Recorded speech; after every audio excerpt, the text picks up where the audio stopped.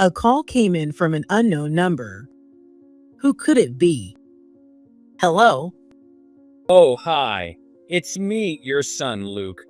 I know divorcing dad was your choice, but you really need to step up and take responsibility as a parent. I'm in high school now, and I'd appreciate it if you stopped dragging me into your drama with him. Excuse me. What are you talking about? And why are you even calling me? As I started to say that, Luke raised his voice. I'm saying you need to hurry up and pay for my child support and school fees.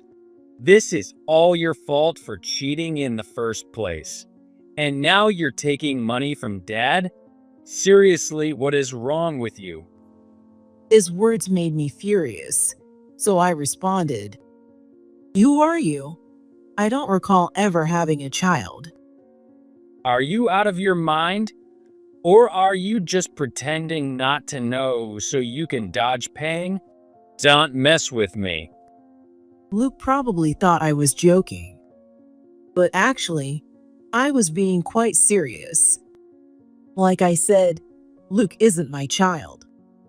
About 14 years ago, I, Rachel, was approaching the third anniversary of my marriage to my ex-husband, James. Back then, our relationship wasn't much different than it had been before, and we got along fairly well. On our days off, we often went out together. After all, James was busy with work and was away on business trips about half the month. Since he worked in sales, he told me even before we got married that traveling would be a big part of his job, so I didn't think much of it. However, the one thing I found unusual was the topic of having children. Before we got married, I told him I loved kids and wanted to have them sooner rather than later. Of course, I understood that we'd need to plan together, and it wouldn't work if he wasn't on board. So, I decided not to rush and took my time. But in the 3 years since we got married, James never once mentioned anything about having children. When 3 years had passed, I finally thought it was strange, so I brought it up. About having kids, don't you think it's about time?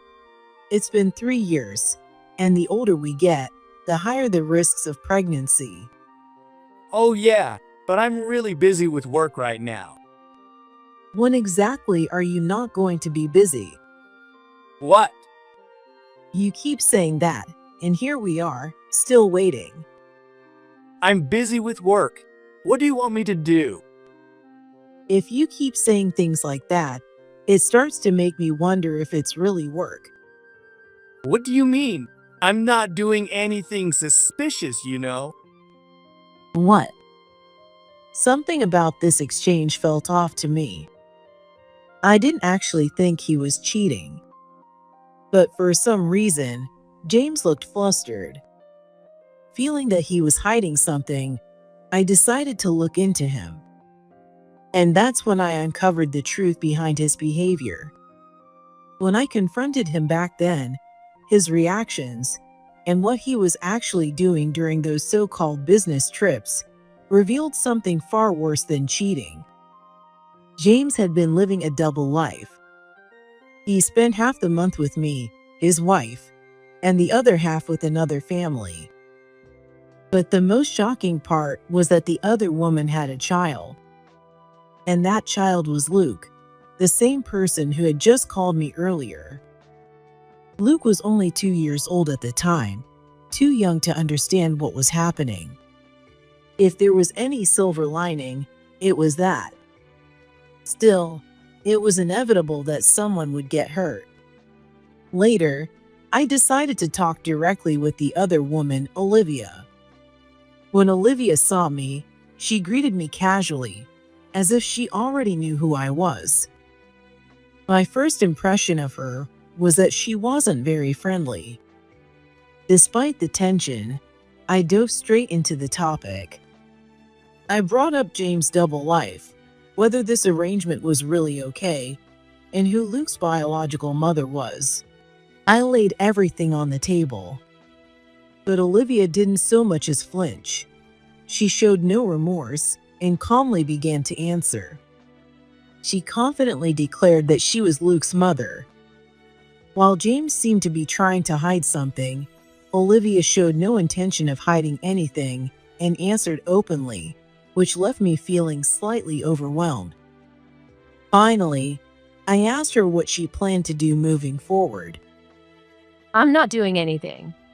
I have no intention of giving up this life, and am fine with how things are. But I doubt James will want to have any more kids. Why do you think that? When I told him I was pregnant with Luke, he didn't seem very happy. When I asked him about it, he said it wasn't the right time to have kids. So Luke was more of a coincidence. Otherwise, I don't think James would have had any children at all. But he told me he liked kids. Does that mean he never intended to have children with me? At that, she gave a slight smile and said, Isn't it funny? If that were true, then why did I, someone who didn't particularly want kids, end up having one, while you, who says you love kids, never even got pregnant? Can you really say he loves kids? Well, Honestly, I think James saying he loves kids was a lie. Maybe he thought agreeing with you would make him more attractive. It was probably just a line to win you over. that's not true. I wanted to argue back, but I couldn't. Somehow, it felt like she had hit the nail on the head. And James never really seemed to think seriously about having kids, at least not with me. Taking all that into account, I found myself thinking Olivia might actually be right. The most I could do was file for alimony. Seeing Olivia's confident expression only made me feel more miserable. A few days later, I filled out the divorce papers, handed them to James, and informed him about my alimony claim. Perhaps Olivia had already told him about me, because James accepted the papers and the claim without any questions.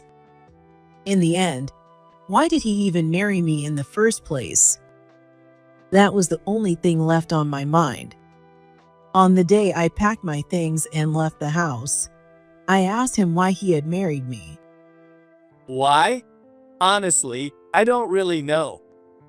Really, if neither of us knows why we got married, then maybe we shouldn't have gotten married in the first place. Yeah, you're probably right. If we hadn't, you wouldn't have that mark on your record now. But hey, it is what it is. You loved me enough to choose me, right? So let's just think of it as a mistake for both of us. From now on, let's live better lives. Thanks for everything. Same to you. I'll make sure to avoid someone like you in my next life. And with that, our marriage ended. After becoming single again, I decided to make a fresh start. I changed jobs and moved out of state. Taking on everything with a new mindset turned out to be a great experience for me. Sometimes I would get logistical messages from James, but we never asked about each other's lives. I suppose neither of us was interested. James had started his life, and I had started my new one. Nearly 10 years had passed without any contact when, unexpectedly, a call came from Luke. I wondered what he could possibly want, and to my surprise, he demanded that I pay for his child support, tuition, and other expenses. Since Luke was James and Olivia's child, it was obvious I had no obligation to pay any of that. When I tried to explain, Luke wouldn't listen at all. Aren't you ashamed of yourself as a mother? If you didn't want kids, then you shouldn't have had me. Hearing him say this over and over started to make me angry. Still, I knew that getting upset would only make him less willing to listen. So, I waited for him to calm down a bit. After a few minutes, I finally had a chance to speak. Can I say something now? First, I need to ask, how did you even get my number? That's obvious. I got it from Dad. Things at home haven't been great lately, so I thought something was off. And now we've finally run out of money for my tuition and everything else. Because of that, I've had to start working part-time. Dad said it's all your fault. He also told me a lot about you, like how you cheated, abandoned me and Dad, and left us behind. He even said you promised to pay money but never did. I never really asked him about the divorce before, but now I understand. It's all your fault. I see. I finally understood why Luke was so angry. If what James told him had been true, of course he'd be furious. But James had lied to Luke and even stirred him up against me. Hearing that made my blood boil with anger. We were divorced. What a nuisance to deal with this now. At the same time, I couldn't help but feel sorry for Luke. Even though he wasn't my child, I couldn't bring myself to just abandon him, knowing he'd been deceived. Since then, I'd remarried and had children with my current husband. As a parent myself, I felt it was only right to do the bare minimum for Luke. The first step was to tell him the truth. He was 16 years old, so he was old enough to handle an adult conversation. Luke, everything I'm about to tell you is the truth. If you want proof, we can even do a DNA test or anything else you need. But for now, can you just listen? All right. I told him that we weren't related, that I had divorced James more than 10 years ago, and other truths about our past. At first, Luke refused to believe me, but as I laid out fact after fact, he started to show signs of being shaken. If what you just told me is true, why would Dad make me call you? Luke, you said earlier that you're working part-time, right? What are you doing with the money you're earning? I'm giving it to Dad to hold on to. I mean, I'm in high school now, and if my parents are struggling, I figured I should help out. Besides, I don't need much money myself.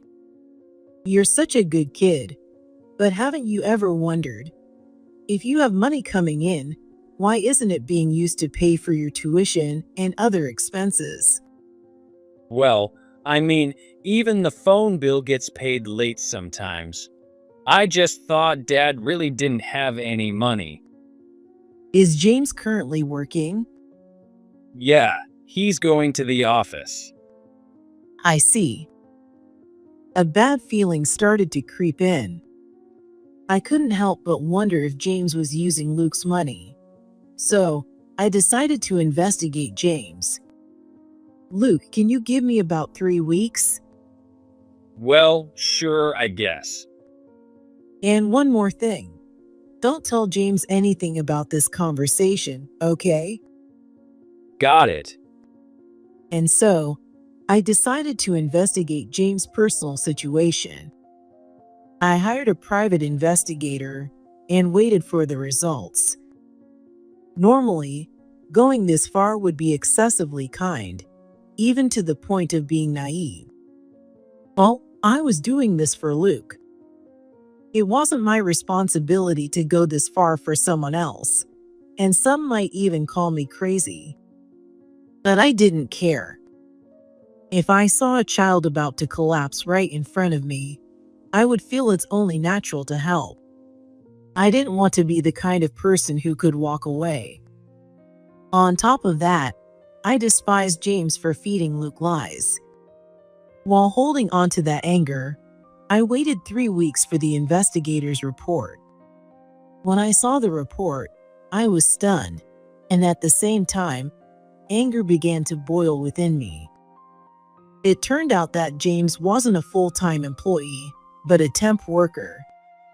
Even worse, his contract had recently been terminated and he was currently unemployed. Apparently, he had been going to the job center but showed little motivation and spent most of his days gambling. Luke believed James was working just because he saw him in a suit, but the truth was, he was only pretending while supposedly job hunting. Moreover, there was no indication that James was making any serious effort to find work. What made James even worse was how he would easily apologize to Luke and act pitiful. This made Luke feel sorry for him and hand over all his part-time earnings. However, in reality, that money was being used solely for James' gambling and leisure activities. This was absolutely unacceptable. First, I needed to do something to improve Luke's situation, so I decided to call James' mother, Karen. It was lucky that I hadn't deleted her number from my contacts. Hello. Oh, Rachel, what's going on? It's been such a long time. Hello, Karen. It's been a while. There's something I'd like to discuss with you. Do you have a moment? I explained the current situation to Karen. The reason I reached out to her was that Karen and her sister, Sophia, were practically James' worst enemies. When we were married, this tension meant we didn't visit James' family often. After my divorce, I hadn't contacted Karen at all, but she seemed to believe that I left the marriage to pursue something I wanted and wasn't upset with me. I see. I'm so sorry. I never mentioned anything because I thought it would be better for you to hear it from him directly, but James was cheating. What? Hearing this, Karen's tone dropped. When I told her all the details, Karen let out an angry sigh over the phone. Oh, that makes sense now. So the reason I wasn't told about the birth was because it was the child of his mistress. James brought Luke over a few times, but he told me not to contact you because you had just given birth and didn't want to see anyone. After giving birth, women can be emotionally vulnerable, and sometimes they even develop mental health issues. So I thought it was best not to reach out and left you alone. When I heard your reason for divorcing him, I felt bad but didn't know how to get in touch with you. I see. But now Luke stops by occasionally, and I'm happy to see him. He may be the child of an affair, but he's not to blame for that. I intend to stay on his side no matter what. That's just like you, Karen. It's a relief to hear that. Actually, I called because I have a favor to ask. Could you take care of Luke? Of course. I can't believe James was using the money Luke worked so hard to earn for gambling. That man needs a serious wake-up call. I'll leave that part to you. But I'm worried Luke is so focused on supporting James that he's throwing away his own future. Please, let him live freely and grow up in a better environment with you and your family. Karen assured me she would do whatever it took to take care of Luke, and with that, his situation was resolved. Now, the only thing left to deal with was James. I contacted him a few days later and arranged to meet. I was still furious about the lies he had told. When James showed up at the cafe at the appointed time, his appearance had completely changed, looking worn and untidy unlike before. I never thought I'd hear from you. By the way, you've aged. Well, whatever. So, this is about Luke, right? You already know then. That makes things quicker. What were you thinking when you made him call me? What was I thinking? I just did it out of desperation. Lately, I've been totally broke. I got caught doing something shady at my last job and had to quit. Then Olivia suddenly left and everything's been slipping away from me. Oh, but my mom and Luke still think I'm going to work every day. As long as you act apologetic, it's easy to fool everyone, isn't it? Luke's your kid. Don't you feel bad for him? He's a great son who gives me money. You don't find sons as considerate as him. Really? Well, that's a relief. You just admitted everything in front of them. What do you mean? From the seats behind me, 3 people stood up and walked over to our table. What? You're seriously the worst. We heard everything you just said. Even at your age, you haven't changed a bit, have you? You're a disgrace as a human being. It was Karen, Sophia, and Luke. To make them fully understand the truth, I needed them to see James' true nature firsthand. James started panicking visibly, unable to string words together properly. As everyone scolded him, James glanced at me repeatedly, as if silently begging for help. Don't bother with that face. You need to accept everything you've done and fully understand what a worthless person you've been. And so, this incident finally came to an end. Afterward, James continued to face relentless criticism from everyone and was eventually forced to find a job. The job was arranged by Karen's husband and involves manual labor. Everyone agreed to send James off, hoping it would straighten him out. Karen's husband also instructed the company to deduct part of James' wages as child support. The money goes to Karen and is used for Luke's tuition and other school-related expenses. Luke has been living with Karen and her family since then. Having lost all respect for James, Luke has reportedly been treating Karen's family with kindness and gratitude. No matter what, Luke seems to be a truly kind-hearted boy. I'm still unsure if the actions I took were the right ones, but I believe things have certainly improved compared to before. I genuinely hope Luke finds happiness. As Karen said, a child who's born into this world is never at fault.